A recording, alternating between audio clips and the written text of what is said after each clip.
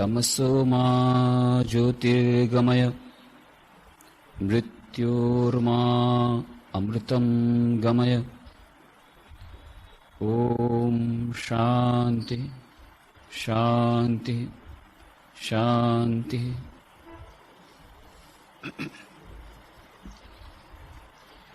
एकाग्रता અને ધ્યાન એ વિષય પર આપણે 67 ચર્ચાઓ કરી અને જોયું કે એકાગ્રતા અને ધ્યાન બંને આપણા દૈનંદિન જીવન માટે તેમજ આધ્યાત્મિક જીવન માટે કેટલા મહત્વપૂર્ણ છે, તેમને પ્રાપ્ત કરવાના વિભિન્ન ઉપાયો અને એ પ્રાપ્ત કરવા જતા જે વિભિન્ન બાધાઓ આવે છે તેને કેવી રીતે અતિક્રમણ કરી શકીએ એ બધાની આપણે ચર્ચા કરી રહ્યા હતા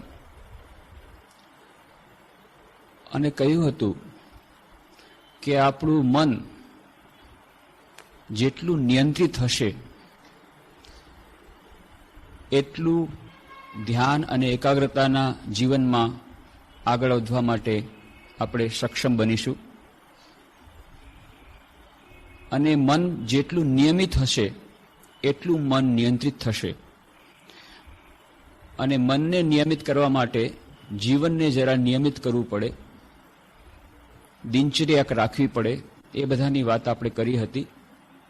તો જેટલું જીવન નિયમિત થશે એટલું મન નિયમિત થશે, જેટલું મન નિયમિત થશે એટલું મન નિયંત્રિત થશે અને જેટલું મન નિયંત્રિત થશે એટલા પ્રમાણમાં એકાગ્રતા અને ધ્યાનના અભ્યાસમાં આપણે આગળ વધી શકીશું. અને એક ઇક્વેશન આપ્યું હતું, she is directly proportional two P, where C is equal to concentration of mind and P is equal to purity of mind. કે મન જેટલું શુદ્ધ હશે એટલી મનની એકાગ્રતા વધશે. પણ આ મનની શુદ્ધિ પ્રાપ્ત કરવી આ એક દિવસની વાત નથી, એ સાધન સાપેક્ષ છે. વર્ષો એની સાધના કરવી પડશે, ધીરે ધીરે આ મનની શુદ્ધિ આવશે અને એટલા માટે અત્યંત ધૈર્યની આવશ્યકતા છે આ એકાગ્રતા અને ધ્યાનના અભ્યાસ માટે.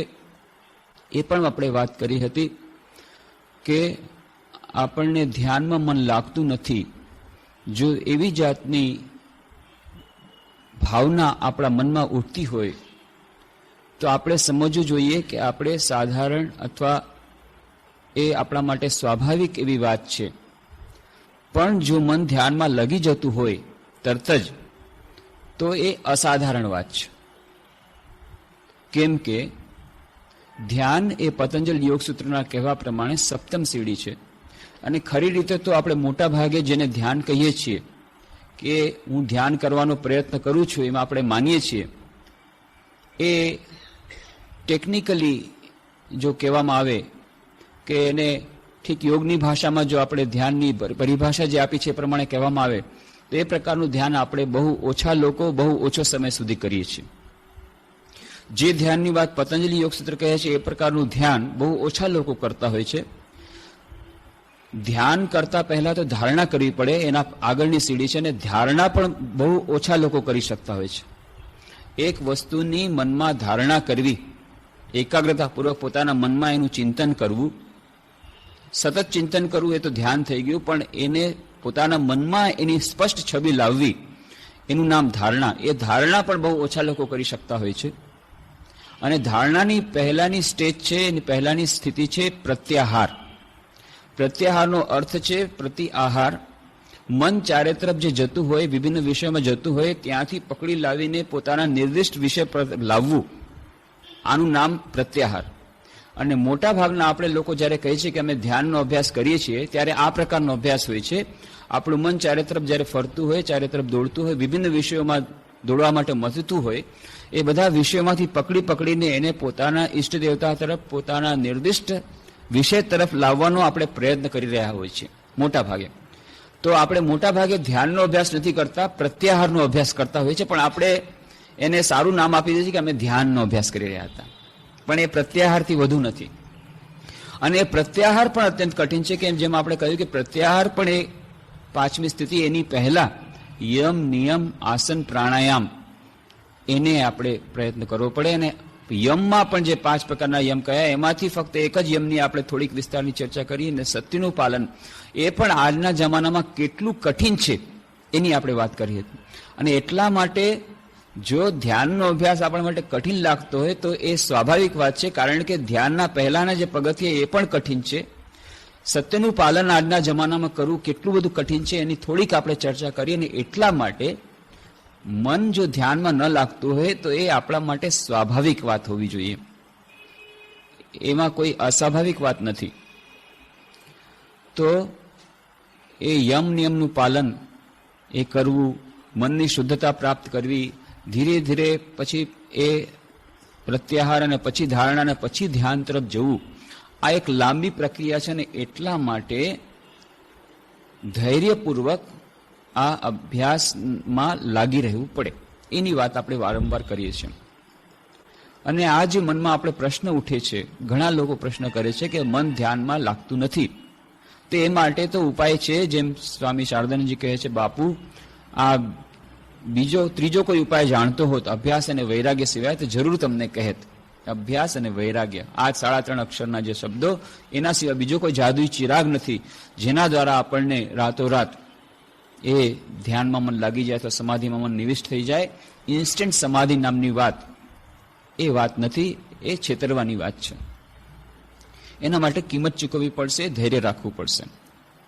તો કોઈ બીજો સરળ માર્ગ છે કે નહીં કે જેના દ્વારા આ ધ્યાનનો અભ્યાસ જ્યારે શરૂઆતમાં અત્યંત કંટાળાજનક હોય છે, અથવા તો સાચા અર્થમાં કહે તો જે પ્રત્યાહારની આપણે વાત કરીએ છીએ, પ્રત્યાહારનો જે અભ્યાસ આપણે જેને ધ્યાન કહીએ છીએ કરી રહ્યા છીએ, એ પ્રત્યાહારનો અભ્યાસ એ કંટાળાજનક હોય છે, શુષ્ક હોય છે. તો એવી સ્થિતિમાં, શરૂઆતની સ્થિતિમાં સાધક માટે બીજો અન્યત્ર કોઈ ઉપાય છે કે નહીં, એની જ આપણે ચર્ચા કરી રહ્યા હતા.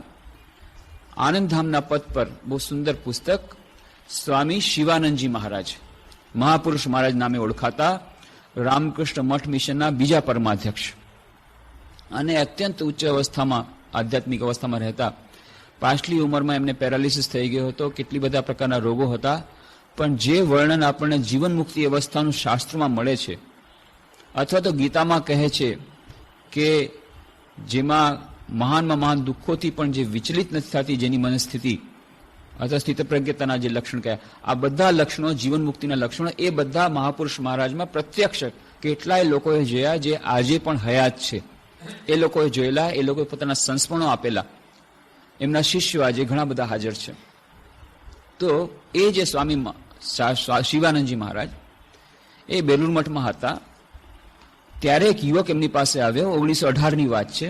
એ યુવકે સ્વપ્નમાં દર્શન કરેલા કે સ્વામી શિવાનંદજી મહારાજે એમને મંત્ર દીક્ષા આપી છે, અને એટલા માટે મહાપુરુષ મહારાજ પાસે આવે છે અને કહે છે કે આવી રીતે મેં દર્શન કર્યા અને હવે મને આપને ગુરુ બનાવે છે અને આપ મને મંત્ર દીક્ષા આપો.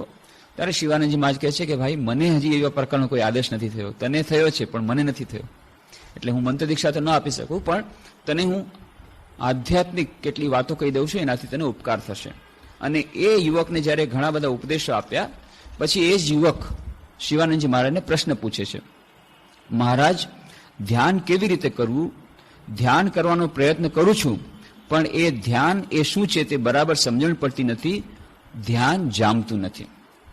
આપણા બધાનો પ્રશ્ન, ધ્યાન શું છે સમજણ પડતી નથી અને ધ્યાન જામતું નથી. ધ્યાનની વાત તો કરીએ છીએ, બહુ મજા આવે છે કહેતા કે ના અમે ધ્યાન કરીએ છીએ, એક જાતની ફેશન થઈ ગઈ છે. હા, we are also practising meditation. પણ આ ધ્યાન ખરેખર શું છે અને એ અભ્યાસ કરવો કેવી રીતે, અને ધ્યાનમાં મન જામતું નથી, આ બધા એનો પ્રશ્ન. અને સ્વામી શિવાનંદજી મહારાજ કહે છે, શરૂઆતમાં ધ્યાન થવું બહુ મુશ્કેલ છે. તો જે આપણે વાત કરી હતી કે બધા આ વાતનો સ્વીકાર કરે છે, આપણા માટે અત્યંત દિલાસાજનક વાણી. જો આપણને લાગતું હોય કે ધ્યાન કઠિન છે, ચિંતા કરવાની વાત નથી. મહાપુરુષો બધા કહે છે કે હા, ધ્યાન કરવું કઠિન છે. અર્જુન જેવા અર્જુન માટેની જે વાત કરી, અર્જુન જેવો અર્જુન, કેવી એકાગ્રતા, કે પડછાયો જઈ અને માછલીને આંખ વીંધી શકે એવી એકાગ્રતા વાળો અર્જુન કહે છે કે ચંચલમી મન કૃષ્ણ પ્રમાથી બલવદ દૃઢમ તસ્યાહમ નિગ્રહમ મને વાયોરિવશ દુષ્કરમ, કે મને આ ચંચળ મન, એટલું બધું મારું મન ચંચળ છે કે એને નિયંત્રણમાં રાખવું અને એમ લાગે છે કે વાયુને મુઠ્ઠીમાં નિયંત્રણમાં રાખવું એના કરતાં વધુ કઠિન લાગે છે. કોણ વાત કરે છે? અર્જુન જેવો અર્જુન. ત્યારના જમાનામાં, ત્યારે ઝી ટીવી નહોતું, કોઈ MTV નહોતું, કોઈ જાતના આવા નહોતા, આવી જાતની કોઈ સમસ્યા નથી, આવી મોંઘવારી નહોતી. આજે તો દૈનંદિન જીવનમાં કેટલી બધી સમસ્યાઓ, સામાજિક સમસ્યાઓ, આર્થિક સમસ્યાઓ, વ્યવહારિક સમસ્યાઓ અને કેટલી બધી જાતના દૂષણો, કેટલી બધી જાતના અત્યાચારો, કેટલી બધી જાતના પરપીડનો, આટલી બધી જ્યારે વોલેટાઇલ, આટલી બધી સ્થિતિ જ્યારે આટલી ભયજનક, આટલી બધી ભયંકર સ્થિતિ બહારના સમાજમાં, બહારના વાતાવરણ આટલું બધું ખરાબ, કલુષિત, આવું ચંચળ વાતાવરણ, એમાં અત્યારે અર્જુન હોત તો શું કહેત? ત્યારના વખતમાં જ અર્જુન કહે છે ચંચલમી મન કૃષ્ણ પરમાથી બલવદ્રઢમ તસ્યાહમ નિગ્રહમ માન્ય વાયોરેવ સુદુષ્કરમ, કે એને વાયુને મુઠ્ઠીમાં બાંધવો જેટલું કઠિન, એને તો વધુ મને કઠિન લાગે છે આ મનને, ચંચળ મનને વશ કરવું. અને ત્યારે શ્રી કૃષ્ણ ભગવાન પણ એમ નથી કહેતા હા બાયલા જેવી વાત કરમાં, ત્યારે ભગવાન પણ કહે છે અસંશય મહાબાહો મનો દુર્નિગ્રહમ ચલમ અભ્યાસ એને તો કૌંતેય વૈરાગણી ચ ગૃહ્યતે. તો આજના વખતમાં જ્યારે આટલી બધી પરિસ્થિતિ કથળી ગઈ છે, બહારનું વાતાવરણ આટલું બધું કલુષિત થઈ ગયું છે, ત્યારે એકાગ્રતા અને ધ્યાનનો અભ્યાસ જો આપણા માટે કઠિન થઈ ગયો હોય તો એના માટે ગભરાવાની વસ્તુ નથી, આ સ્વાભાવિક છે. પણ આપણે હાર સ્વીકારવાની નથી. કઠિન છે એટલા માટે વધુ કઠોર સંઘર્ષ કરવો પડશે, અને આ માટે વધુ તૈયારી કરવી પડશે, માનસિક તૈયારી કરવી પડશે, અને વધુ જોરથી એ લડાઈ કરવી પડશે, એના માટેની તૈયારી કરવી પડશે. તો સ્વામી શિવાનંદજી મહારાજ કહે છે શરૂઆતમાં ધ્યાન થવું બહુ મુશ્કેલ છે.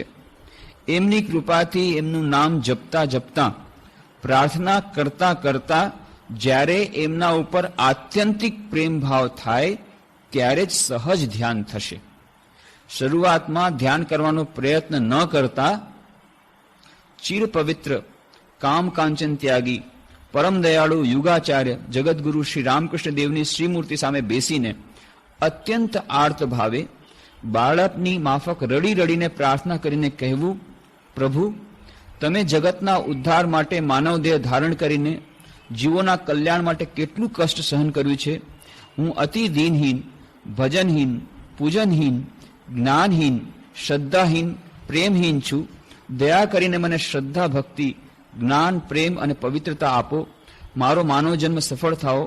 તમે કૃપા કરીને મારા હૃદયમાં પ્રકાશમાન થાઓ, મને દર્શન આપો. તમારા જ એક બાળકે મને તમારી પાસે આ પ્રમાણે પ્રાર્થના કરતા શીખવ્યું છે. તમે મારા પર કૃપા કરો.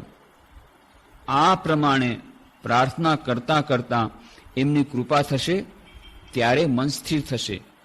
જપ અને ધ્યાનમાં મન સ્થિર થશે. હૃદયમાં પ્રેમ અને આનંદનો અનુભવ થશે. પ્રાણમાં આશાનો સંચાર થશે.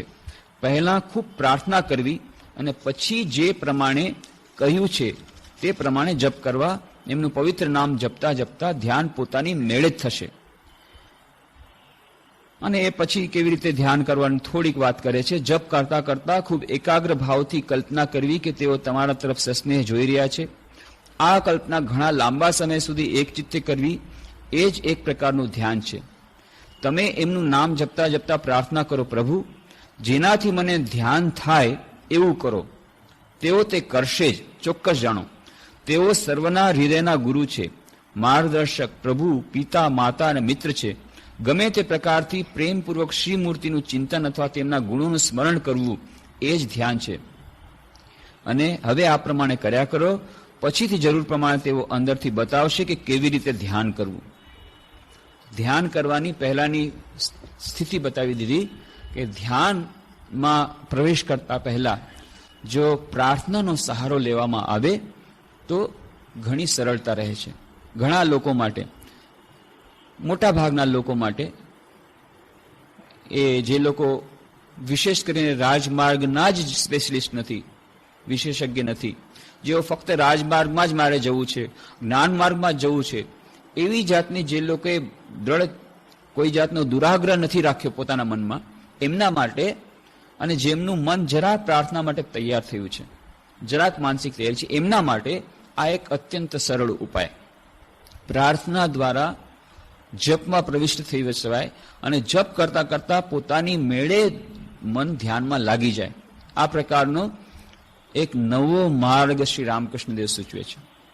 શ્રી રામકૃષ્ણ દેવના ને પ્રાર્થના કરવાની વાત કરી કે ધ્યાન કરવાની વાત કરી, એ ફક્ત જેઓ શ્રી રામકૃષ્ણ દેવને ઈષ્ટ દેવતા માને છે એમના માટે જ નહીં, પણ ગમે તે ધર્મના હોય, ગમે તે એમના ઈષ્ટ દેવતા હોય. શ્રી રામકૃષ્ણ દેવ કહેતા હતા, ઠીક છે, તમારા ઈષ્ટ દેવતા શિવ છે, તમારા ઈષ્ટ દેવતા કૃષ્ણ છે, તમે કાલી છે તમારા ઈષ્ટ દેવી, તમે જેનું પણ ધ્યાન કરતા હો, એ જે પણ તમે ઉપાસના કરતા હો, એના પહેલા થોડી વાર આનું ધ્યાન કરી લેજો. આનું રામકૃષ્ણ દેવ પોતે નહીં કહી શકતા, કારણ કે અહંકાર એમણે પોતાનો મૂછી નાખ્યો. તો કહે છે આનું ધ્યાન કરી લેવાથી, થોડી વાર આનું ધ્યાન કરી લેવાથી તમારું મન લાગી જશે. કેમ? આ યુગના આ જગતગુરુ તરીકે શ્રી રામકૃષ્ણ દેવ આવે છે અને ત્યાગીશ્વર હે નરવર, પરમ પવિત્ર, એ પરમ પવિત્ર મૂર્તિનું ચિંતન, પરમ ત્યાગેશ્વરનું ચિંતન થોડી વાર કરી લેવાથી પોતાની મેળે ધીરે ધીરે મન શાંત થશે. અને પછી આપણે નિરાકાર બ્રહ્મનું ધ્યાન કે સગુણ સાકારનું ધ્યાન કે આપણા ઈષ્ટ દેવતાના ધ્યાન, એમાં આપણે નિમગ્ન રહી શકીશું. અને આવી રીતે ધ્યાન કરતા પહેલા જો પ્રાર્થના કરવામાં આવે, તે પ્રાર્થના પછી પોતાના ઈષ્ટ દેવતા પ્રત્યે પણ હોઈ શકે છે. અહીંયા શ્રી રામકૃષ્ણ દેવની વાત કહેવામાં આવી, કારણ કે શ્રી રામકૃષ્ણ દેવના ઈષ્ટ દેવતા. અને જો ઈષ્ટ દેવતા રામકૃષ્ણ દેવ ન હોય તો પણ રામકૃષ્ણ દેવને પ્રાર્થના કરવાથી, કારણ કે આ યુગના અવતાર છે, વિશેષ લાભ થશે. પણ બધાએ પોતાના ઈષ્ટ દેવતાની પણ પ્રાર્થના કરી શકે. પણ પ્રાર્થના આ એક મહત્વની કડી આપણા માટે આપણને મળી જાય છે. અને વિશેષ કરીને શ્રી રામકૃષ્ણ દેવે આ પ્રાર્થના પર ઘણું વધારે ધ્યાન આપ્યું છે, ઘણું વધારે એમણે એમની વાતો કરી છે. વેદમાં આપણે જોઈએ છીએ, વેદની ઋચાઓમાં આ પ્રાર્થનાઓની વાત આવે છે. ઉપનિષદમાં પછી ઉપાસનાની વાત આવે છે, પ્રાર્થનાની વાત થોડી ઓછી થઈ જાય છે. અને પછીના યુગમાં ગમે તે રીતે આપણા હિન્દુ શાસ્ત્રોમાં આ પ્રાર્થનાની વાતો ધીરે ધીરે ઓછી થઈ ગઈ.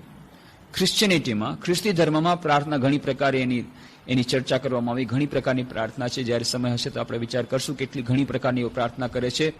એ પ્રાર્થનાના એક મુખ્ય ઉપાય તરીકે ઈશ્વર દર્શન માટે અથવા તો સાક્ષાત્કાર માટે પ્રાર્થના એ લોકોએ એક મોટો એનો સંબલ તરીકે એને મોટા ઉપાય તરીકે લઈ લીધો. પણ આપણા દેશમાં ગમે તે રીતે આ પ્રાર્થના, ઋચાઓ, ઉપાસના એ ધીરે ધીરે ઓછી થઈ ગયું અને ધ્યાન તરફ અને બીજા જે ભક્તિયોગમાં જે ભજન તરફ, તો નિસ્વાર્થ સેવા દ્વારા કર્મયોગ, આ તરફ તો ઢળી ગયું. પણ જે પ્રાર્થના એ જે એક મુખ્ય માધ્યમ હોઈ શકે, એ ધીરે ધીરે આપણા સ્ક્રિપ્ચર્સમાંથી, આપણા શાસ્ત્રોમાંથી ઓછું થઈ ગયું ગમે તે કારણે. શ્રી રામકૃષ્ણ દેવે આવીને ફરીથી આ પ્રાર્થનાના જે મહત્વ છે એને સમજાવ્યું. કેવી રીતે? પોતાના જીવન દ્વારા. અને એમ જો કહીએ તો ખોટું નહીં થાય, અતિશયોક્તિ નહીં થાય કે એમણે એક નવો યોગ પ્રારંભ કર્યો, પ્રાર્થના યોગ. પ્રાર્થના યોગ એમના જીવનમાં આપણે જોઈએ છીએ, આવે છે દક્ષિણેશ્વરમાં કામારપુકુરથી મોટાભાઈને મદદ કરવા માટે, અને પછી મોટાભાઈ પૂજારી બને છે. અને મોટાભાઈનું જ્યારે દેહાંત થાય છે ત્યારે એમને મહાકાલીના પૂજારી તરીકે નિમિત્ત કરવામાં આવી ગયા. એમની નિમણૂક થઈ ગઈ. મથુરબાબુ રાણી રાસમણીના જમાઈ એમનાથી ખૂબ પ્રસન્ન થઈ ગયા છે અને એમને કહે છે કે ના બાબા, તમે આની પૂજા કરો. અને પછી રામકૃષ્ણ દેવ સંમત નહોતા થતા અને પછી માંડ સંમત થયા. ઠીક છે, હું ઘરેણા વરેણાની તો હું સંભાળ નહીં રાખી શકું, હૃદયરામ એમનો ભાણેજ હતો, એ ઘરેણાની સંભાળ રાખશે, હું ફક્ત પૂજા કરીશ. આ રીતે તો તૈયાર થયા અને પૂજા કરે છે. કોઈ જાતની એમને કોઈ ગાઈડ દેવા, કોઈ માર્ગદર્શન દેવા વાળું નથી. કેનારામ ભટ્ટાચાર્ય પાસેથી મા કાળીનો મંત્ર મળ્યો તો અલગ વાત છે, એકવાર મંત્ર મળ્યો બસ, પણ કોઈ એમને માર્ગદર્શન આપવા વાળું નથી. માની પૂજા કરે છે અને પૂજા કરતા કરતા એમને વિચાર થાય છે, અરે આ જે પૂજા કરું છું, ભોગ ધરાવું છું, આ બધાનો અર્થ શું છે? શું આ માં આને ગ્રહણ કરે છે કે હું ફક્ત ભરાવી જાઉં છું ભોગ અને ધરાવી જાઉં છું? અને જેમ બાકી બધા કામ કરે, કોઈ લૂછવાનું કામ કરે છે, તો કોઈ બહાર ગેટની સફાઈ કરે છે, હું પણ આ બસ આ એક કામ તરીકે કામ કર્યા કરું છું અને પૂજારી તરીકે વેતન લઉં છું. આનો કઈ અર્થ છે કે નહીં? હવે કોણને પૂછવું, કોણ જવાબ આપશે? માને જ પૂછે છે, માં આજે હું આપું છું, તું ગ્રહણ કરે છે કે બસ આ એક વિધિ માત્ર થઈ ગઈ? તો શું તું ખરેખર છે? કોઈ તો કહે છે કે તું પથ્થરની મૂર્તિ છો, કોઈ કહે છે તું જળ છો, કોઈ કહે છે તું મૃણમય છો, તો કોઈ કહે છે તું ચિન્મય છો. મને તો સમજમાં નથી આવતું કે તું મૃણમય છો કે ચિન્મય છો.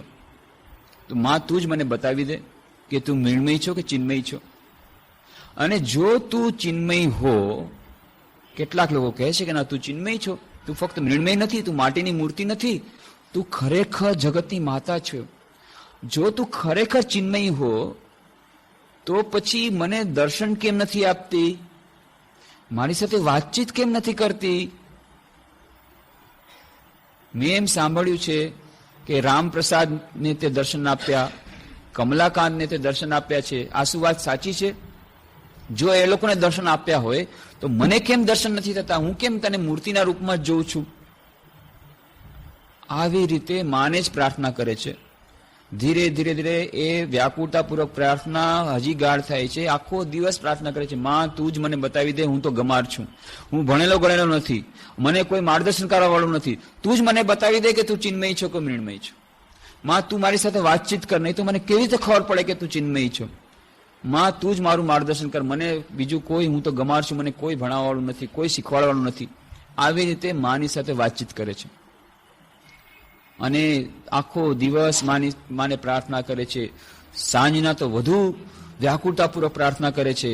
જ્યારે આરતીનો સમય થતો ત્યાં દક્ષિણેશ્વરમાં મંદિરમાં, અને જ્યાં શંખનો ઘંટારો થાય છે, અને ત્યારે રામકૃષ્ણ દેવ ત્યાં ગંગાને કાંઠે રેતી પર આળોટે છે, દુઃખથી આળોટે છે, કપાળ પરથી લોહી વહે છે, મોઢા પરથી લોહી વહે છે, અને આળોટીને રેત પર આળોટી જોર જોરથી પોકારી કહે છે, માં મારા જીવનનો એક દિવસ ચાલ્યો ગયો, એક સંધ્યા પાછી આવી ગઈ, પણ માં તે મને દર્શન ના આપ્યા. માં તું મને દર્શન દે, તારા દર્શન વગર રહી નથી શકતો. આવી રીતે વ્યાકુળતાપૂર્વક પ્રાર્થના કરે છે. દરરોજ આવી રીતે પ્રાર્થના કરે છે, દિવસ રાત પ્રાર્થના કરે છે. બાકી બધા એમ સમજે છે અરે છોટો નાનો ભટ્ટાચાર્ય, નાનો પૂજારી પાગલ થઈ ગયો છે, કદાચ બિચારાને પેટમાં શૂળની પીડા છે એટલા માટે આમ રેતી પર આળોટે છે, દુઃખી થાય છે, રડે છે. આ જે અંતરમાં જે એની પીડા છે એને કોઈ સમજી નથી શકતા, વેદના છે સમજી નથી શકતા. અને આવી રીતે વ્યાકુળતા કરતા કરતા એક દિવસે સવારના માં કાળીની જ્યારે પૂજા કરી રહ્યા હતા, અને ત્યારે અચાનક મનમાં થાય છે, અરે આટલા દિવસ થઈ ગયા પ્રાર્થના કરું છું, માએ તો દર્શન ના આપ્યા, અને જો આ દેહથી માના દર્શન ન થયા તો આ દેહને રાખીને શું લાભ? એના કરતાં તો મરી જવું જ સારું. અને આમ સમજીને અચાનક એમના મનમાં ભૂત સવાર થાય છે. મા કાળીના મંદિરમાં મૂર્તિની બાજુમાં એક ખડગ તલવાર લટકી રહી હતી. તલવાર લઈ લે છે, ઉપાડી અને કહે છે, માં તે મને દર્શન ન દીધા તો હવે આ દેહને રાખીને શું ફાયદો? એમ કહીને જ્યાં તલવારથી પોતાનું માથું ઉડાવવા જાય છે, અચાનક તલવાર એમના હાથમાંથી પડી જાય છે, બેહોશ થઈ જાય છે. માના દર્શન થાય છે. માં કહેતા કહેતા બેહોશ થઈ જાય છે. માના દર્શન થાય છે. કેવી રીતે? કોઈ સાધના નહીં, પતંજલિ યોગસૂત્ર પણ નહીં, નિષ્કામ કર્મયોગ પણ નહીં, ભક્તિ યોગ પણ નહીં. ભક્તિ પણ એમને કોઈ શીખવાડ્યું નથી. મંત્રોનો જાપ પણ નહીં, રાજયોગ નહીં, ભક્તિ યોગ નહીં, કર્મયોગ નહીં, જ્ઞાન યોગ નહીં. જ્ઞાન તો કહે છે હું ગમાર છું. ફક્ત પ્રાર્થના દ્વારા. પ્રાર્થના યોગ, એક નવો યોગ શ્રી રામકૃષ્ણ દેવ શરૂ કરે છે. બતાવે છે, જુઓ બીજું કાંઈ કરતા કાંઈ ન જાણતા હો, કોઈ તમને હોય, ગુરુ પણ કદાચ ન હોય, કાંઈ નહીં.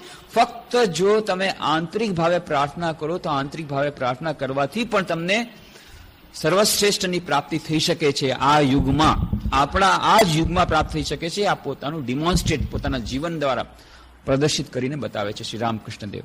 પ્રાર્થના યોગ નવું શરૂ કરે છે.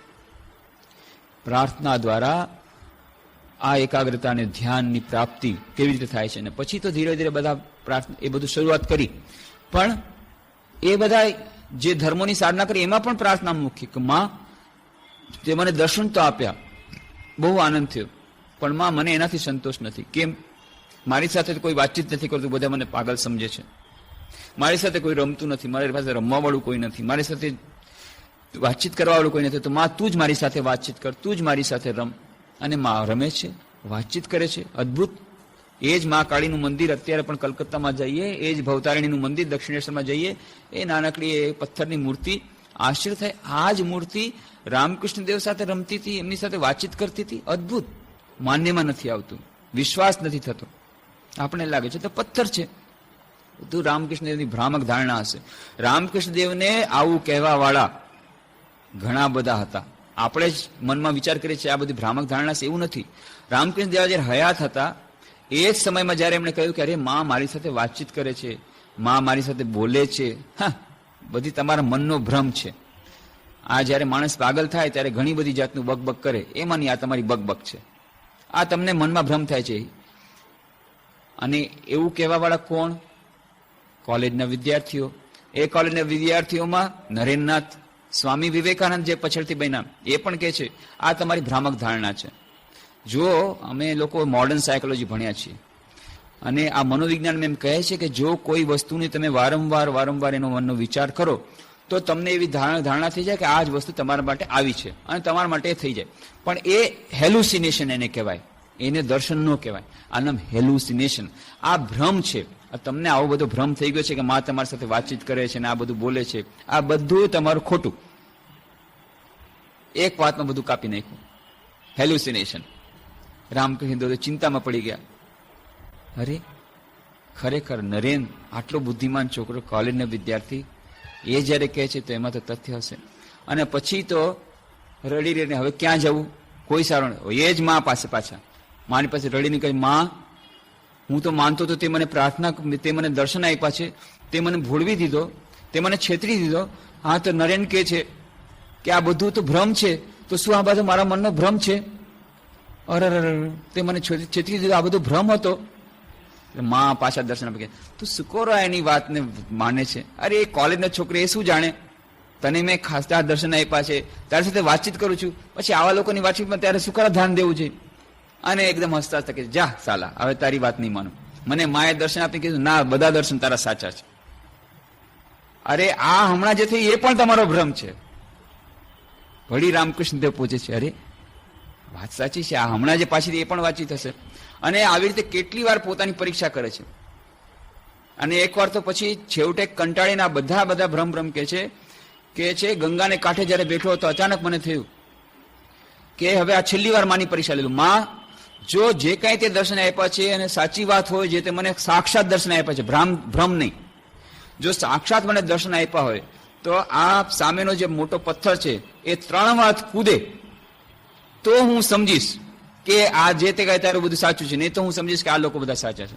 અને રામકૃષ્ણદેવ કહે છે કે 3 વાર આવડો મોટો પથ્થર હવામાં ઉચકે છે અને કૂદે છે. ત્યારે થી કે બસ છેલ્લું ફાઇનલ થઈ ગયું, હવે આ લોકોની કોઈની વાતમાં મારે ધ્યાન નથી દેવું, એકદમ મારી ધારણા સાચી છે.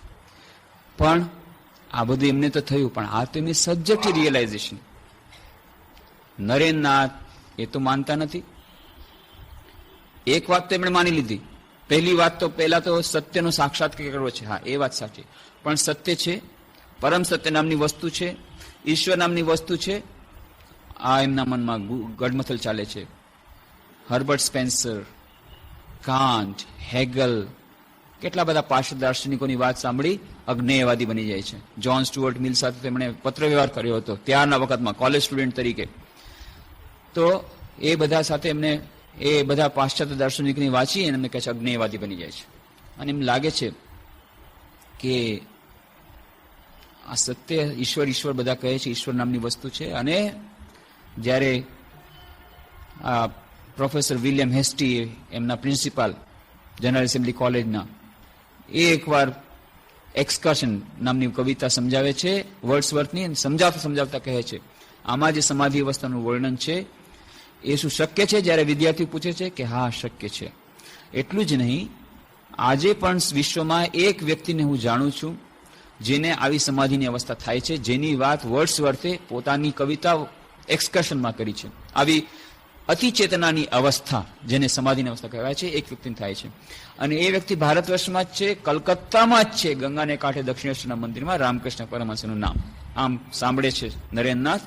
અને પછી સ્વામી વિવેકાનંદ જાય છે અને જે પ્રશ્ન બધાને પૂછતા હતા કે હું તમારી આ બધી થિયોરિટિકલ વાતમાં માનતો નથી, હું વિજ્ઞાનનો છાત્ર છું, મને તો આ બધી તમે વાતો દ્વારા ભોળવી નહીં શકો, આ ઈશ્વર છે, નામ ઈશ્વરનું કરવું જોઈએ તેમ કર નહીં. ચોખ્ખા શબ્દમાં મને કહો, તમે પોતે ઈશ્વરના દર્શન કર્યા છે? આડીઓડી વાત નહીં, જેમ ઓલા દેવેન્દ્રનાથ ટેગોરે કરી હતી કે હા બેટા તારી આંખો તો યોગીના જેવી છે. અરે હું પૂછું છું તમને ઈશ્વરના દર્શન થયા છે? જવાબમાં તારી આંખો યોગીના જેવી છે. આ બધી વાતમાં ભોળવા નથી. તમે મને કયો તમે પોતે શું ઈશ્વરના દર્શન કર્યા છે? સ્વામી વિવેકાનંદ પૂછે છે અને પહેલી વાર એમને સંતોષજનક જવાબ મળે છે. રામકૃષ્ણ દેવ કહે છે હા બેટા મેં ઈશ્વરના દર્શન કર્યા છે. એટલું જ નહીં, જેમ તને જોઉં છું એથી વધુ પ્રત્યક્ષ રૂપે એના દર્શન કરું છું. એટલું જ નહીં, તું ચાહે તો તને પણ તેના દર્શન કરાવી શકું છું. આ પહેલી વાર સંતોષજનક જવાબ આપ્યો મળ્યો. પણ એથી કઈ સ્વામી વિવેકાનંદ તરત જ ગુરુ રૂપે સ્વીકાર નથી કરી લેતા. ઠીક છે હું સાધનાની પ્રયોગશાળામાં જઈશ અને કરીશ ઈશ્વર છે કે નહીં. પણ આ પહેલી વાર એક આસ્થા બંધાવવાનું મળ્યું. પણ ઈશ્વર પરમ સત્ય એ વાતમાં તો માની શકું. પણ આ જે તમે પથ્થરની મૂર્તિને પ્રણામ કરવા જાઓ છો એ બરાબર નથી. એ તો નિરાકાર સત્તા છે, દરેકે દરેકમાં હૃદયમાં છે.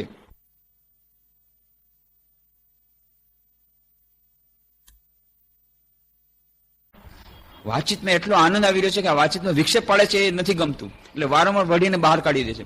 પણ છેલ્લે જયારે આ માણસ માનતો નથી, વેન કરે છે, સાડીનો પાલો પકડી લે છે, માં મને હંપછાળા કરે છે, પગ પછાડા માંડી છે, મને પતંગના પૈસા આપ, મને પતંગ આપે છે, મોઢું દાબી દે છે, ના તને વાત નહીં કરવાની છે, મોઢું દાબી દે છે, મને પૈસા આપ, મને પતંગ.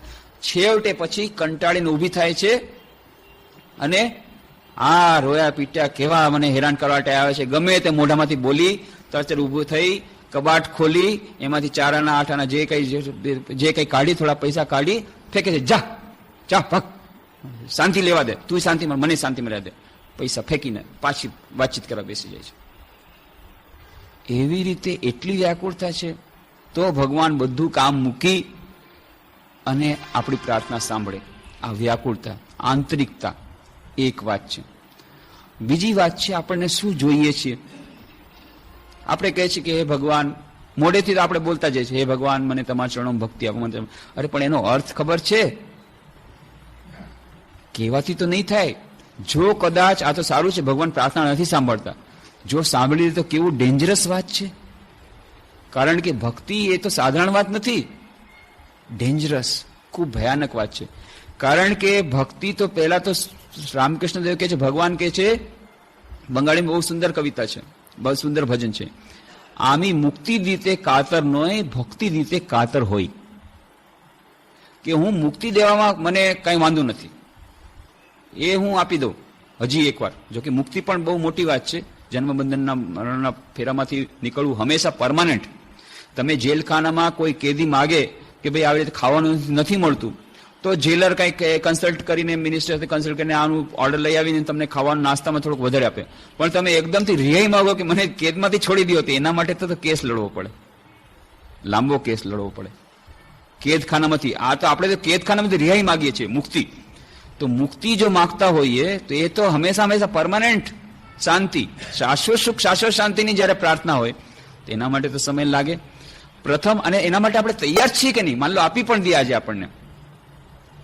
આપણે ઘણી વાર આપણે પ્રાર્થના કરીએ છીએ પણ આપણને ખબર પણ નથી પડતી. જો બધી પ્રાર્થના જો ભગવાન કરી દે, ફળીભૂત થવાનું શરૂ થઈ જાય તો મુશ્કેલ થઈ જાય. એક ડોસીમાં જઈ રહ્યા હતા, વજન હતું ખૂબ, માથે મોટો ભાર હતો, મોટો બોજો હતો, જઈ રહ્યા છે, થાકી ગયા છે. અરે આ જીવન મારું શું જીવન છે, કેવું જીવન છે, હાડમારીનું જીવન, અને આવી રીતે મારો ભાર લઈ જાય, આવી રીતે લઈ જવાનું, કંટાળી ગયો છું.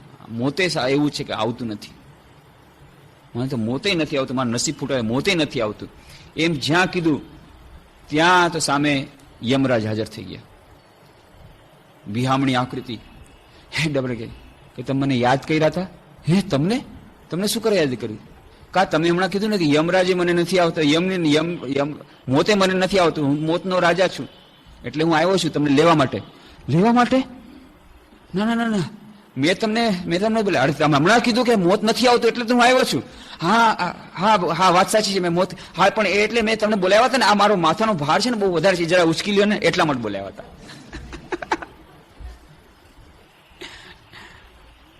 તો ઘણી વાર આપણે મોઢેથી પ્રાર્થના કરીએ છીએ, એનો કોઈ મતલબ નથી હોતો.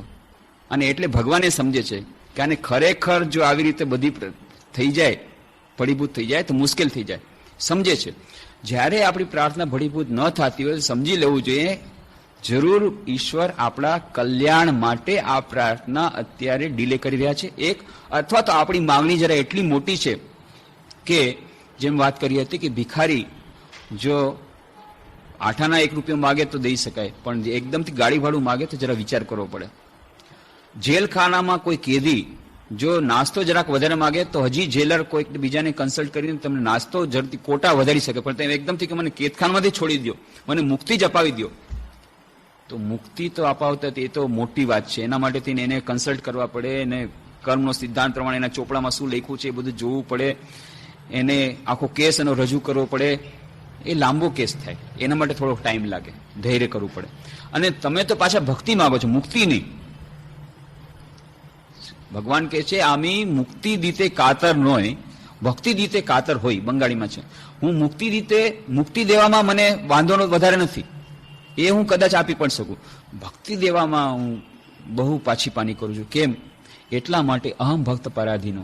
એકવાર જ્યાં ભક્તિ આપી બસ પતિ, હું તો ગુલામ બની ગયો, હું તો ભક્તનો ગુલામ છું. પછી તો એ જેમ કે એમ મારે કરવું પડે. મુક્તિમાં તો થઈ ગયું, એ મુક્ત ને હું મુક્ત.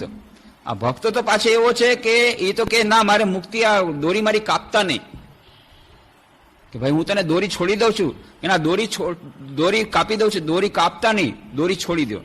અરે ભાઈ દોરી છોડી દઉં કે કાપી દઉં, તને અંદર શું મતલબ? તારે તો જેલખાનેથી મુક્ત થવું છે ને, હું તારી દોરી કાપી દઉં છું, કાપતા નહીં, મારે તો દોરી છોડીને આપો. પણ મુક્ત તને કરી દો છો કે ના, મારે દોરી પણ જોઈએ અને મુક્તિ પણ જોઈએ, બંને જોઈએ, ફક્ત મુક્તિ નથી જોતી. તો દોરીનું શું કરીશું મુક્ત થયા પછી? કે અત્યાર સુધી તમે અમને બાંધ્યા હતા, હવે મારે તમને બાંધવાના છે, એ જ દોરી તમને બાંધવાના છે. આ ભક્ત છે. ભક્ત મુક્તિ નથી સ્વીકાર કરતો. કેમ?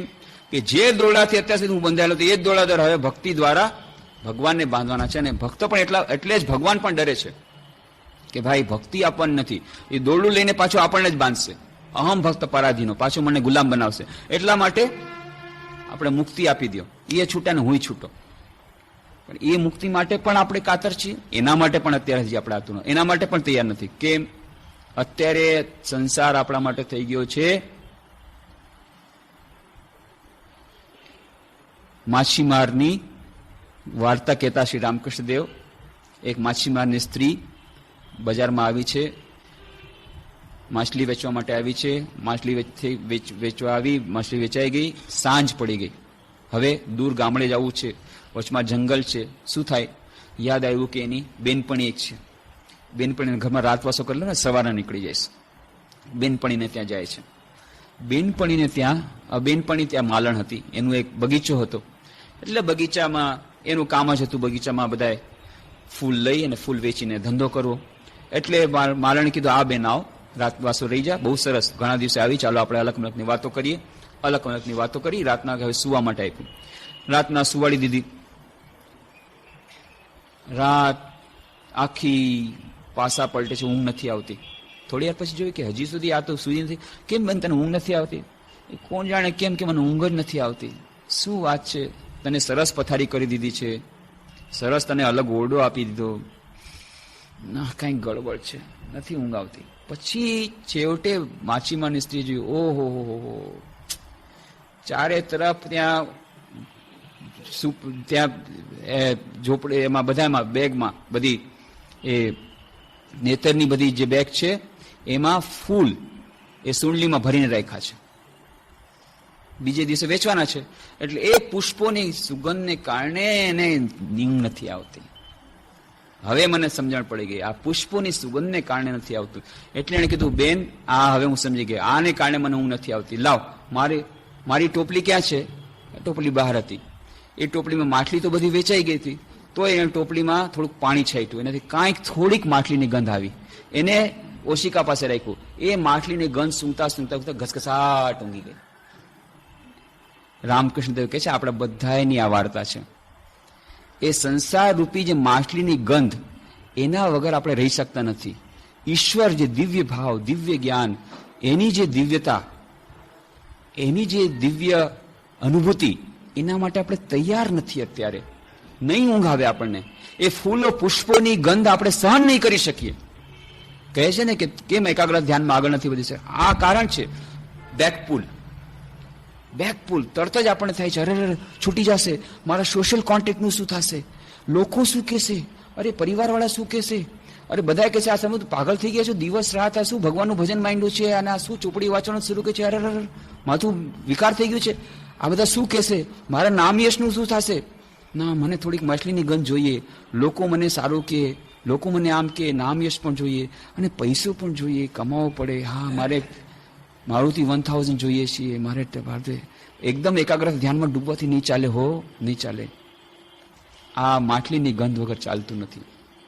હજી આપણે તૈયાર નથી એકાગ્રતા ધ્યાનના અભ્યાસમાં ઊંડા ઉતરવા માટે, આ યમ નિયમ માટે આપણે તૈયાર નથી, મનની શુદ્ધિ આપણી નથી થઈ, એટલા જ માટે હજી પ્રત્યાહારની આપણી સ્ટેજ માટે તૈયાર નથી. એનું કારણ એ છે કે હજી આપણને માછલીની ગંધ આપણને બહુ ગમે છે. હજી સંસાર એ પુષ્પોની સુગંધ માટે આપણે તૈયાર નથી થયા. એટલે જ કહે છે કે તમે પ્રાર્થના તો કરો છો, પણ પ્રાર્થના મનમુખ બંને અંતઃકરણપૂર્વક થવી જોઈએ. તમે પ્રાર્થના કરો, હે ભગવાન મને ભક્તિ આપો, એનો અર્થ જ થાય છે હે ભગવાન મને તમારા ચરણોમાં ભક્તિ આપો. એનો અર્થ જ થાય છે હે ભગવાન સંસાર પ્રત્યેની મારી આસક્તિ દૂર કરો. એનો અર્થ જ થાય છે હે ભગવાન જે કોઈ મારા સંસારની આસક્તિ માટે સહાયરૂપ થાય છે એને દૂર કરો. અને એનો અર્થ જ થાય છે કે કોઈ લૌકિક દુઃખ તમારા ઉપર આવવાનું છે, તૈયાર છો એના માટે? નહીં તો હમણાં એ પ્રાર્થના જરા રહેવા દો. બહુ ડેન્જરસ પ્રાર્થના છે. ભગવાનની સાચી ભક્તિ માટે પ્રાર્થના અંતઃકરણપૂર્વક પ્રાર્થના નહીં કરવાની. જો કારણ કે અંતઃપૂર્વક કરેલી પ્રાર્થના જરૂર ફળીભૂત થાય છે અને બહુ ડેન્જરસ છે, બહુ ડેન્જરસ છે. એક બેન વડોદરામાં થોડા દિવસો પહેલા રડી રડીને કહી રહ્યા હતા કે મને બીજું કાંઈ નહીં, મને સમજાવી દો બસ, મને બીજું કાંઈ નહીં. કેમ આમ થયું, કેમ આમ થયું? શું કરવા કે રામકૃષ્ણ દેવની જન્મતિથિ તે વખતે આવી સારી રીતે મેં કોઈ દિવસ નથી કરી કે અમારા ઘરમાં અમે આવી સરસ રીતે મોટા પાયે સરસ રીતે રામકૃષ્ણ દેવની જન્મતિથિ ઉજવી અને કેટલા લોકોને પ્રસાદ આપ્યો ને એટલો આનંદ આવ્યો હતો, આવો આનંદ મને જીવનમાં ક્યારેય નથી આવ્યો. અને એના ત્રીજે દિવસે મારી સગી માં મરી ગઈ. આ ભગવાને, આવો ભગવાન તમારો, આ મને સમજ નથી. આવો એને આટલી મેં પ્રાર્થના કરી, એટલી પૂજા કરી, એનું ફળ એને મને આપ્યું કે મારી સગીમાં જેને હું આટલી પ્રેમ કરતી હતી મરી ગઈ.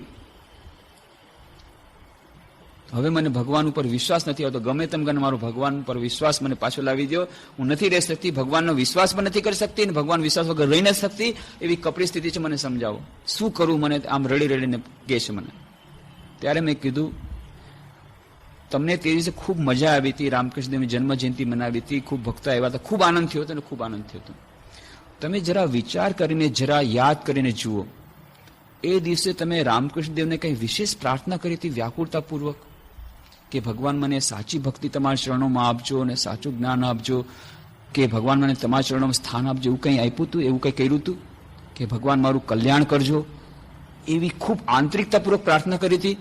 તો કે હા, તે દિવસે મેં ખૂબ વ્યાકુળતાપૂર્વક પ્રાર્થના કરી હતી. મને મારું મન એટલું આનંદમાં હતું, મને એમ લાગતું જાણે સાક્ષાત ભગવાન મારે ત્યાં આવી ગયા છે. એટલે મેં ખૂબ વ્યાકુળતાપૂર્વક પ્રાર્થના કરી હતી, હે ભગવાન મારું આધ્યાત્મિક કલ્યાણ કરજો, મને તમારા ચરણોમાં સાચી ભક્તિ આપજો. મેં કીધું બસ એ તમે પ્રાર્થના કરી એ જ આનું મૂળ છે. એ પ્રાર્થના તમારે નહોતી કરવી જોતી. કેમ? એનું આ પરિણામ છે. તમારે ભક્તિ મેળવવા માટે જે અંતરાય રૂપ હતું તમારી મા પ્રત્યેની આસક્તિ, એ દૂર કરી દીધી અને તમારી માને જે ભગવાને પોતાની પાસે બોલાવી લીધી. આ તમને ફળ સારું આપ્યું છે, તમે એને સમજી નથી શકતા ભગવાને તમારા પર કેટલી મોટી કૃપા કરી છે. તો કાં તો ભગવાનની કૃપા જો ભગવાનની કૃપા માટે યાચના નહીં કરવાની, યાચના કરવી તો જે મોઢેથી પંડિતો શ્લોક ભણી દે છે એવી રીતે કરવાની, આંતરિકતાપૂર્વક નહીં કરવાની. આંતરિકતાપૂર્વક હૃદયપૂર્વક પ્રાર્થના કરવાથી એ ભગવાન જરૂર એને સાંભળશે અને જ્યારે સાંભળશે ત્યારે એના માટે કદાચ આપણે તૈયાર નહીં હોઈએ. બધી પ્રાર્થના માટે આપણે તૈયાર નથી હોતા. તો ભગવાન સાથે સાથે પ્રાર્થના કરવાની કે એને એ પ્રાર્થના તો સાંભળે, એના પછી જે શોખ લાગવાનો છે એના માટે પણ તૈયારી કરવાની મનની શક્તિ અમને આપશે. તો ઘણીવાર આપણને આની વિસ્તારની ચર્ચા તો હજી તો ઘણી બાકી રહી ગઈ કે શું શું કારણ છે. આપણને મનમાં થાય છે ને કેમ આપણને પ્રાર્થનાનો પ્રતિસાદ ક્યારે નથી મળતો, ભગવાન ક્યારે પ્રાર્થના સાંભળે, તો સાંભળે છે કે નહીં. તો ઘણીવાર એવું બને છે કે સાંભળે છે આપણને ખબર નથી પડતી કે એને સાંભળી છે. આપણે એમ સમજ ભગવાન સાંભળે, અરે ભગવાન સાંભળી છે એને કારણે તા થયું, આપણે માનીએ ભગવાને મારી પ્રાર્થના નથી સાંભળી એટલે મને દુઃખ મળ્યું. નહીં, ભગવાને તમારી પ્રાર્થના સાંભળી એને કારણે આ દુઃખ મળ્યું છે. તમે પ્રાર્થના કરી ત્યાં જ ગડબડ કરી છે. તો આનો જે ગૂઢાર્થ કે જે પરિસ્થિતિ આપણી સામે આવે છે, લૌકિક પરિસ્થિતિ, એટલે આધ્યાત્મિક જીવન જરા અલગ જાતનું છે. અહીંના નિયમો અલગ છે. સાધારણ રીતે તમે પ્રાર્થના કરો, મને 1 લાખની લોટરી લગાડી દો, આવી સીધી સટ પ્રાર્થના કરો ને એ બધી ફળીભૂત થઈ જાય તો બરાબર છે. પણ જ્યાં તમે આ આધ્યાત્મિક લાઈનમાં આવ્યા, એકાગ્રતા ધ્યાન માટેની પ્રાર્થના કરો છો, આધ્યાત્મિક જીવન માટેની પ્રાર્થના કરો છો, જ્ઞાન ભક્તિ માટેની પ્રાર્થના કરો છો, તો પછી આના બધા એના નિયમો અલગ છે. અહીંયા તો ભગવાન એકદમ બેઠો જ છે, લાઈન એકદમ લગાવીને હોટ લાઈનમાં છે. જેવી તમે આંતરિક પ્રાર્થના કરી કે એકદમ તૈયાર છે ભક્તિ દેવા માટે, પણ એ ભક્તિ જીરવા માટે આપણે તૈયાર નથી, ત્યાં જ મુશ્કેલ છે. અને એટલા માટે આ જે એકાગ્ર ધ્યાનના અભ્યાસ માટે મનની શુદ્ધતા આવશ્યક છે. મનની શુદ્ધતા માટે પણ જે પ્રાર્થના આવશ્યક છે, પ્રાર્થના એ જે ભક્તિ આવશ્યક છે, એના માટે પણ પ્રાર્થના કરતી વખતે પણ આપણે ધીરે ધીરે આગળ વધવું પડશે. કેવી સ્થિતિ આવી ગઈ? એકાગ્રતા ધ્યાન માટે પણ આપણે ધીરે ધીરે આગળ વધવું પડશે, કારણ કે ત્યાં આપણને એ જે સફળતા એ ધીરે ધીરે મળી રહી છે. અહીંયા તો સફળતા એક સાથે દેવા માટે ભગવાન તૈયાર છે, પણ એને જીરવવા માટે આપણે તૈયાર નથી, એટલા માટે ધીરે ધીરે આગળ વધવું પડશે. અહીંયા બીજી વાત છે, પૂર્ણ ભક્તિ માટે, પૂર્ણ મુક્તિ માટે હજી આપણે તૈયાર નથી. અને એકાગ્રતા ધ્યાનના અભ્યાસમાં આગળ વધવાનો પણ અર્થ એ જ થાય છે કે જો આપણે ધ્યાનમાં નિમગ્ન થઈ જવું હોય, એનો અર્થ જ છે સંસાર ભૂલાઈ જશે. મથુરબાબુની આપણે વાત કરી હતી કે ના, અમારે હું કોઈ સાધન ભજન નહીં કરી શકું, કોઈ જાતનું સાધન ભજન હું નહીં કરી શકતું, મને આ અષ્ટાંગ યોગ હું તમારો ન જાણું, મને નિષ્કામ ભક્ત, જ્ઞાન, ભક્તિ, કર્મ યોગ, કોઈ યોગ હું ન જાણું. મને તો એમ જ છે બાબા, તમને જેવી સમાધિ થાય છે એવી સમાધિ મને થવી જોઈએ, તમારી પાસે કયા શક્ય નથી. મથુરબાબુ રાણી રાસમણી જમાઈ પકડી લીધા રામકૃષ્ણદેવને કે બાબા તું હમણાં મજામાં છો, તું મારી સેવા કરે છે, બારું છે. ના, તમને જેવી સમાધિ થાય છે એવી સમાધિ મને પણ થવી જોઈએ. પણ એના માટે આટલી બધી સાધના કરવી પડે, અષ્ટાંગ યોગ છે, આ યમ, નિયમ, આસન, પ્રત્યાહાર, પ્રાણાયામ, એ બધું હું ન જાણું. હું એટલું જાણું કે તમે જો ધારો તો મને અત્યારે ઇન્સ્ટન્ટ સમાધિ આપી શકો એમ છો. હું એટલું જાણું છું. તમારા પર છે, તમે ભગવાન છો, તમારા બધી શક્તિ છે. રહેવા દે, નહીં મારે જોઈએ. અચ્છા ઠીક છે, જે માની ઈચ્છા છે તો થશે. બીજે દિવસે સવારના બસ મથુરબાબુ ઇન્સ્ટન્ટ સમાધિમાં મન એકદમ સમાધિમાં રહે છે. 3 દિવસ 3 રાત ખૂબ હેરાન પરેશાન થયા, અને પછી આવીને રડીને ભગવાન ચરણ કર, ભગવાન હવે આ સમાધિના ભૂતમાંથી અમને બચાવો. આ સમાધિનું ભૂત એવું લાગ્યું છે મારા માથા ઉપર ચડેલું છે.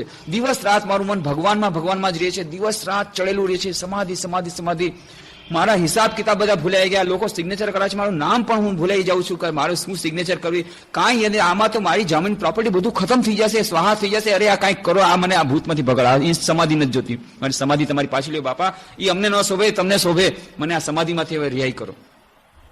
સમાધિ માટે આપણે તૈયાર નથી, એકાગ્રતા ધ્યાન માટે આપણે તૈયાર નથી, અને એટલા જ માટે ધીરે ધીરે આગળ વધવું પડશે. અચાનક ભક્તિ માટે, પૂર્ણ ભક્તિ માટે આપણે તૈયાર નથી, પૂર્ણ મુક્તિ માટે તૈયાર નથી, પૂર્ણ સમાધિ માટે તૈયાર નથી. એટલા માટે ધીરે ધીરે આપણે અભ્યાસપૂર્વક આગળ વધવું પડશે. પૂર્ણ કૃપા થાય. અત્યારે કોઈ એવું આવી જાય, રામકૃષ્ણદેવ આવીને કહે કે બેટા હમણાં જ તને સમાધિ દઉં છું, તો નરેનનાથ સ્વામી વિવેકાનંદ કે જે સપ્તર્ષિમાંના એક જેને કહે છે, એ કહે છે બરાબર છે, અરે શું કરો છો, મને ચારે તરફ ફરવા લાગ્યું વિશ્વને. નિર્વિકલ્પ સમાધિમાં જયારે મન જવા માંડી ગયું, પહેલી જ મુલાકાતમાં રામકૃષ્ણદેવને સ્પર્શ કરીને, બીજી જ મુલાકાતમાં, અને ત્યારે બરાડી ઉઠે છે, અરે તમે શું કરો છો, મારા મા બાપ છે. નરેનનાથ સ્વામી વિવેકાનંદ પોતાના મા બાપને છોડી શકતા નથી, હજી એના માટે તૈયાર નથી. સંસાર એમને પકડીને રાખ્યો છે. કીધું આવ્યા હતા તો સત્યના સાક્ષાત્કાર માટે, કે મને સત્યના સાક્ષાત્કાર કરવા પડશે, પણ સત્યનો સાક્ષાત્કાર કરવા માંગે છે. બીજી મુલાકાતમાં કહે છે ના હમણાં રહેવા. ધીરે ધીરે મન પુષ્પની સુગંધ માટે તૈયાર થતું હશે, અને પછી માટલીની ગંધ, ખરેખર માટલીની ગંધ દુર્ગંધ લાગશે, અને પછી આ સંસાર આપણને દુર્ગંધ લાગશે, અને પછી ખરેખર આપણે દિવ્ય ભાવમાં પ્રતિષ્ઠિત થઈશું. એ લાંબા પથ માટે આપણે તૈયાર રહેવું પડે, અને એના માટે પણ ભગવાનની પ્રાર્થના આપણે કરીએ. એવી પ્રાર્થના સાથે આજે વિરમીએ. બાકીની ચર્ચા આવતા શનિવારે. ઓમ શાંતિ શાંતિ શાંતિ.